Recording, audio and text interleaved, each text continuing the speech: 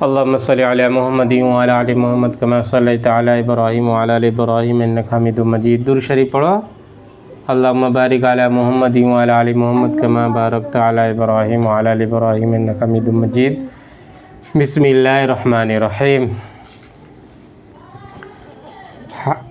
حضرت عبدالواحد بن زید رحمۃ اللہ علیہ جو مشائخ چشتیہ کے سلسلے میں مشہور بزرگ ہیں، فرماتے ہیں کہ ہم لوگ ایک مرتبہ کشتی میں سوار جا رہے تھے۔ ہوا کی گردش نے ہماری کشتی کو ایک جزیرے میں پہنچا دیا۔ جزیرہ کس کو کہتے ہیں معلوم ہے؟ ارے وہ سمندر میں ٹیلا بنے رہتا ہے نا، پہاڑ جیسا، اس کو جزیرہ بولتے ہیں۔ وہاں ایک آدمی کو دیکھا کہ ایک بت کو پوج رہا ہے۔ بت پوج رہا ہے مطلب وہ مورتی پوجا کرتے ہیں نا، بھگوان کی بولتے ہیں نا، وہ بت پرستی۔ ہم نے اس سے پوچھا کہ تو کس کی پرستش کرتا ہے؟ اس نے اس بات کی طرف اشارہ کیا، اس بت کی طرف اشارہ کیا۔ ہم نے کہا تیرا معبود خود تیرا بنایا ہوا ہے، اور ہمارا معبود ایسی چیزیں بنا دیتا ہے جو اپنے ہاتھ سے بنایا ہوا ہو وہ پوجنے کے لائق نہیں۔ اس نے کہا تم کس کی پرستش کرتے ہو؟ ہم نے کہا اس پاک ذات کی جس کا عرش آسمان کے اوپر ہے، اس کی گرفت زمین پر ہے، اس کی عظمت اور بڑائی سب سے بالا تر۔ کہنے لگا تمہیں اس پاک ذات کا علم کس طرح ہوا؟ کس کی عبادت کرتے ہیں؟ اللہ کی۔ ہم نے کہا اس نے ایک رسول صلی اللہ علیہ وسلم قاصد ہمارے پاس بھیجا جو بہت کریم اور شریف تھا۔ اس رسول صلی اللہ علیہ وسلم نے ہمیں یہ سب باتیں بتائی۔ اس نے کہا وہ رسول صلی اللہ علیہ وسلم کہاں ہیں؟ ہم نے کہا کہ اس نے جب پیام پہنچا دیا اور اپنا حق پورا کر دیا تو اس مالک نے اس کو اپنے پاس بلا لیا تاکہ اس کے پیام پہنچانے اور اس کو اچھی طرح پورا کر دینے کا صلہ و انعام عطا فرمائے۔ اس نے کہا کہ اس رسول صلی اللہ علیہ وسلم نے تمہارے پاس کوئی علامت چھوڑی ہے، یعنی کوئی نشانی چھوڑی ہے؟ ہم نے کہا اس مالک کے پاس کلام، اس مالک کی پاک کلام ہمارے پاس چھوڑیے۔ اس نے کہا مجھے وہ کتاب دکھاؤ۔ ہم نے قرآن پاک لا کر اس کے سامنے رکھا۔ اس نے کہا میں تو پڑھا ہوا نہیں ہوں، تم اس میں سے مجھ کو سناؤ۔ ہم نے ایک سورت سنائی، وہ سنتے ہوئے روتا رہا یہاں تک کہ وہ سورت پوری ہو گئی۔ اس نے کہا اس پاک کلام والے کا حق یہی ہے کہ اس کی نافرمانی نہ کی جائے۔ کس کی نافرمانی نہ کی جائے؟ اللہ کی۔ اس کے بعد وہ مسلمان ہو گیا، یعنی ایمان لے آیا۔ ہم نے اس کو اسلام کے ارکان اور احکام بتایا اور چند سورتیں قرآن پاک کی سکھائی۔ جب رات ہوئی عشاء کی نماز پڑھ کر ہم سونے لگے تو اس نے پوچھا کہ تمہارا معبود بھی رات کو سوتا ہے؟ یعنی معبود کس کو؟ جس کی تم پوجا کرتے ہو، یعنی اللہ۔ ہم نے کہا وہ پاک ذات حی القیوم ہے، وہ نہ سوتا ہے نہ اس کو اونگ آتی ہے۔ آیت الکرسی۔ وہ کہنے لگا تم کس قدر نالائق بندے ہو، کیا آقا تو جاگتا رہے اور تم سو جاؤ؟ ہمیں اس کی بات سے بڑی حیرت ہوئی۔ جب ہم اس جزیرے سے واپس ہونے لگے تو وہ کہنے لگا کہ مجھے بھی اپنے ساتھ ہی لے چلو تاکہ میں دین کی باتیں سیکھوں۔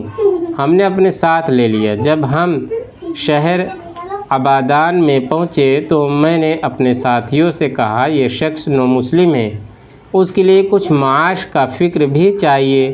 ہم نے کچھ درہم چندہ کیا اور اس کو دینے لگے۔ اس نے پوچھا یہ کیا ہے؟ ہم نے کہا کچھ درہم ہیں، ان کو تم اپنے خرچ میں لے آنا۔ کہنے لگا لا الہ الا اللہ، تم لوگ نے مجھے ایسا راستہ دکھلایا جس پر خود بھی نہیں چلتے۔ میں ایک جزیرے میں تھا، ایک بت کی پرستش کرتا تھا، خدا پاک کی پرستش بھی نہ کرتا تھا۔ اس نے اس حالت میں بھی مجھے ضائع اور ہلاک نہیں کیا، حالانکہ میں اس کو جانتا بھی نہ تھا۔ پس وہ اس وقت مجھے کیوں کر ضائع کر دے گا جبکہ میں اس کو پوجتا بھی ہوں، یعنی اس کی عبادت بھی کرتا ہوں۔ 3 دن کے بعد ہمیں معلوم ہوا کہ اس کا آخری وقت ہے، موت کے قریب ہے۔ ہم اس کے پاس گئے، اس سے پوچھا کہ تیری کوئی حاجت ہو تو بتا، یعنی بولتے نا کوئی خواہش ہو تو بتاؤ۔ کہنے لگا میری تمام حاجتیں اس پاک ذات نے پوری کر دی جس نے تم لوگوں کو جزیرے میں میری ہدایت کے لیے بھیجا تھا۔ شیخ عبد الواحد رحمۃ اللہ علیہ فرماتے ہیں کہ مجھ پر دفعتاً نیند کا غلبہ ہوا، یعنی نیند لگ گئی، وہیں سو گیا تو میں نے خواب میں دیکھا کہ نہایت سرسبز شاداب باغ ہے، اس میں ایک نہایت نفیس قبہ بنا ہوا ہے، اس میں ایک تخت بچھا ہوا ہے، اس تخت پر ایک نہایت حسین لڑکی اس جیسی خوبصورت عورت کبھی کسی نے نہ دیکھی ہوگی یہ کہہ رہی ہے خدا کے واسطے اس کو جلدی بھیج دو۔ اس کے اشتیاق میں میری بے قرار حد سے بڑھ گئی، میری جو آنکھ کھلی تو اس نو مسلم کی روح پرواز کر چکی تھی۔ ہم نے اس کی تجویز و تکفین کی اور دفن کر دیا۔ جب رات ہوئی تو میں نے وہی دوبارہ قبہ اور تخت